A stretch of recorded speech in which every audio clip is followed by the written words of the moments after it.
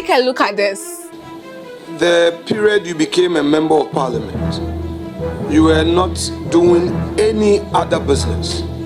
You were solely dependent on your salary, correct? Yes, Mr. Chairman, as my primary source of income. Did you have the benefit of any secondary source of income? Mr. Chairman, I'm married to a very industrious woman. Okay, so please explain to her, if you say you are married to an industrious woman and that is the source of your secondary income, what exactly do you mean? I mean, my wife takes care of me. Imagine being put on the spot on live television. The whole world is watching. You didn't flinch, you didn't second guess, no contradictory answers. January 30th, 2025, Ghana's parliament, tables flying, chairs scattered, MPs in physical confrontation. At the center of it all, one man who refused to apologize. This is Samonate George. And if you think this chaos was unexpected, you haven't been paying attention. Because here's the thing about Sam George. He's never been the guy to back down from a fight. No. When others whisper, he shouts.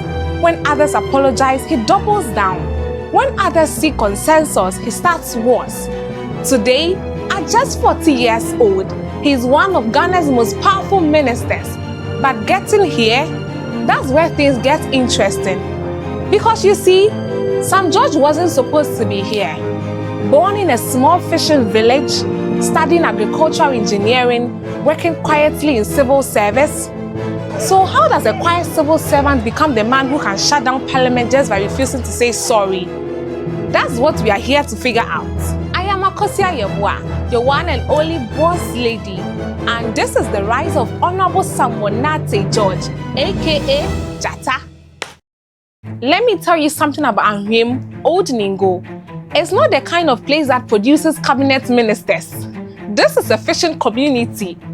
People here work with their hands. They know the ocean, not the corridors of power. Samonate George was born here on January 22nd, 1985. And here's what's fascinating. There was absolutely nothing in his early life that screamed future political firebrand. Agricultural engineering at KUST, that's about as far from politics as you can get, right? We are talking soil mechanics, irrigation services, crop yields. But here's the thing, even then, some had this quality. Call it confidence, call it stubbornness, call it whatever you want.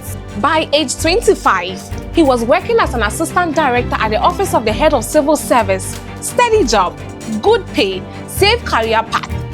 Sam George is not most people, because while he's supposed to be focusing on administrative reforms, he's paying attention to something else entirely, which is politics.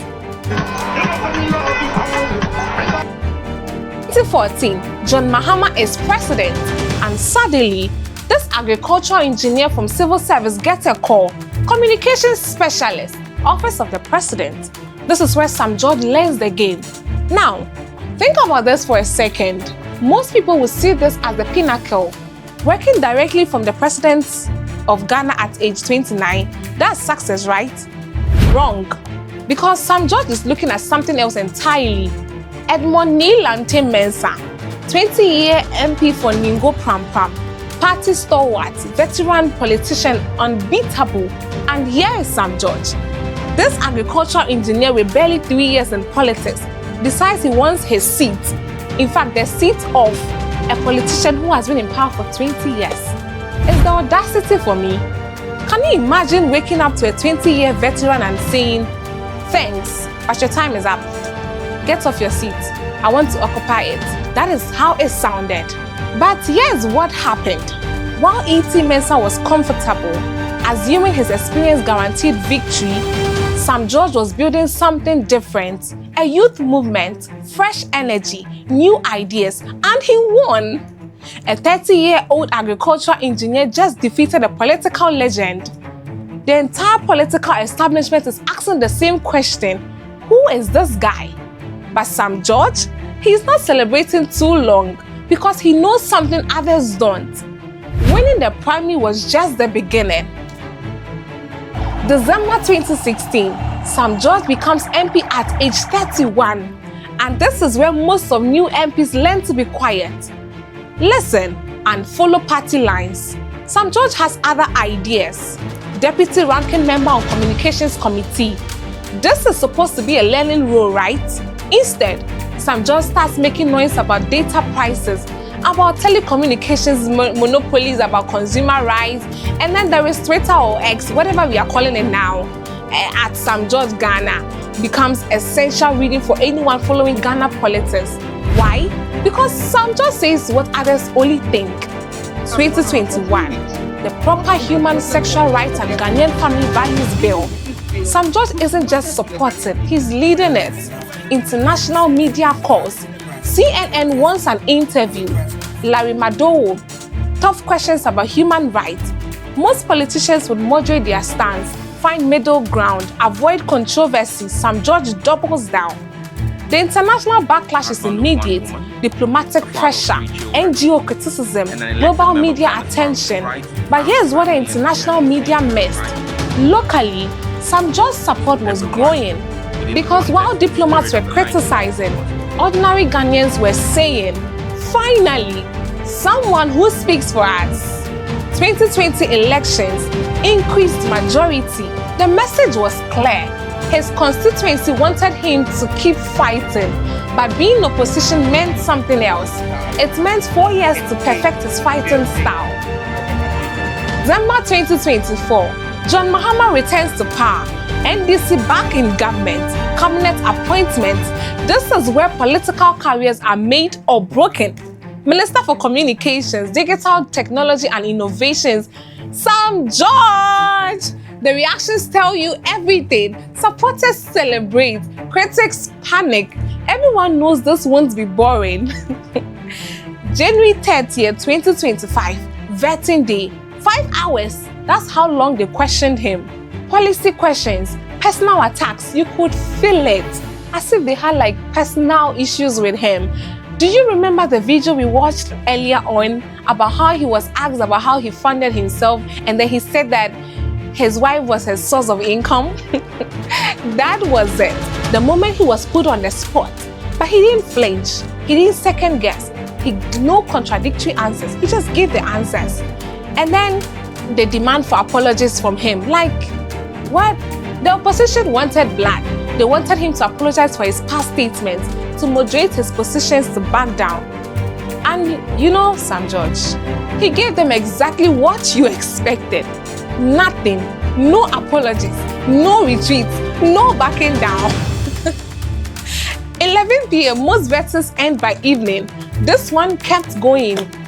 I personally was in shock. Wow, that particular vetting took that long.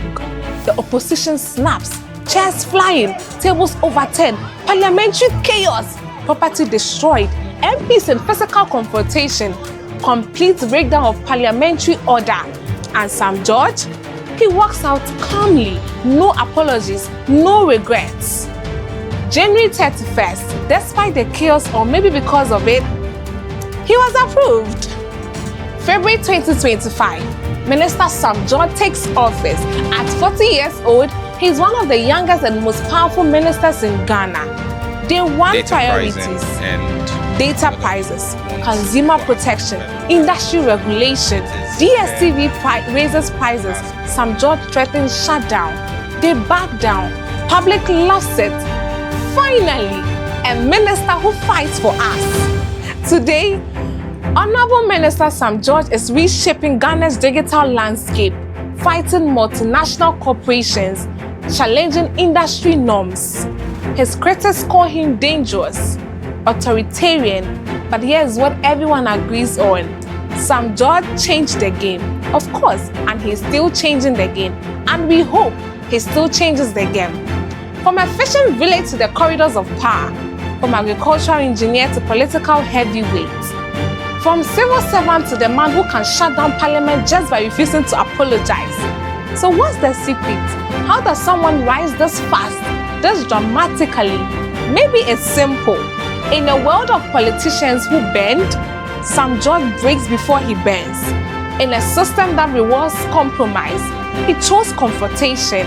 In a game where survival means moderation, he chose extreme authenticity.